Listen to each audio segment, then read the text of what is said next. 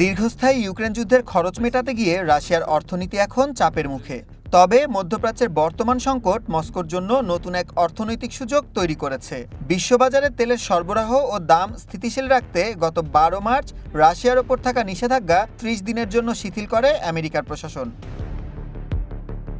ওয়াশিংটনের এই সিদ্ধান্তের পরপরই এশিয়ায় রাশিয়ার জ্বালানি তেলের সরবরাহ বাড়তে শুরু করে। রয়টার্সের তথ্য মতে চলতি মাসে এই আমদানির পরিমাণ 30 লাখ টন ছাড়িয়ে যেতে পারে। রাশিয়ার তেলের বড় একটি অংশ যাচ্ছে সিঙ্গাপুর, মালয়েশিয়া ও চায়নায়। মূলত হরমুজ প্রণালী বন্ধ থাকায় মধ্যপ্রাচ্যের তেলের ঘাটতি এখন রুশ জ্বালানি দিয়েই পূরণ করছে এই দেশগুলো। মুনাফা বাড়াতে মস্কো এখন আর্কটিক এবং প্রশান্ত মহাসাগরীয় বন্দরগুলো ব্যবহার করে রেকর্ড পরিমাণ তেল রপ্তানি করছে। এমনকি বাড়তি আয়ের জন্য নিজস্ব তেলের সাথে কাজাখস্তানের তেল মিশিয়ে বাজারজাত করছে রুশ প্রশাসন। ব্লুমবার্গের রিপোর্ট অনুযায়ী মার্চের দ্বিতীয় সপ্তাহে রাশিয়ার দৈনিক তেল রপ্তানি প্রায় 4 মিলিয়ন ব্যারেলে পৌঁছেছে, যা গত এক বছরের মধ্যে সর্বোচ্চ। ইউক্রেনীয় গোয়েন্দা সংস্থার দাবি, মধ্যপ্রাচ্যে সংঘাত শুরু হওয়ার মাত্র 2 সপ্তাহে রাশিয়া অতিরিক্ত $10 বিলিয়ন আয় করেছে।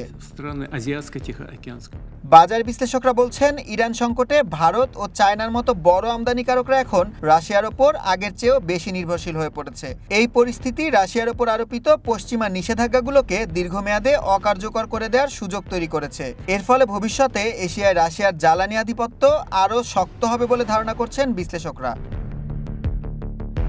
সুলাইমান সবুজ, ওয়ান ইন্টারন্যাশনাল ডেস্ক।